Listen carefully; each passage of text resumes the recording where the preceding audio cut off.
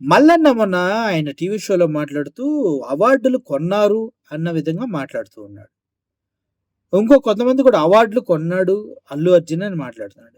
అంత అవార్డులు కొనగలిగే స్తోమత ఉంటే మీరేళ్ళు కొనుక్కోవచ్చు కదరా మనిషికొకటి ఇంట్లో పెట్టుకోవటానికి. నేను అడుగుతున్నాను. అంత అవార్డులు ఊరక కొనగలిగే స్తోమత ఉంటే చాలా మంది హీరోలకు రావాలి గదా!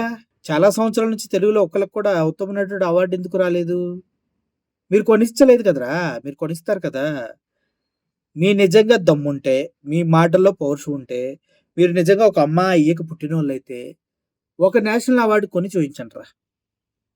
ఒక నేషనల్ అవార్డ్ కొని చూయించండ్రా కుక్కల్లారా అని అడగాలనుందన్నా. కానీ అడగలేమన్నా మేము. ఎందుకంటే, అంత ఈజీగా నేషనల్ అవార్డ్ కొనే స్థితిలో ఉంటే, రాష్ట్రపతి చేతుల్లోంచి ఆ అవార్డ్ తీసుకొని గర్వంగా నిలబడాల్సిన అవసరం ఏందన్నా?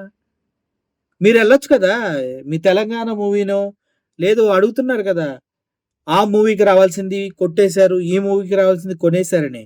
మీకు దమ్ము, ధైర్యం అన్నీ ఉంటే మీరెళ్లి ఒక అవార్డ్ కొనుక్కోరండి చూస్తాం మేము.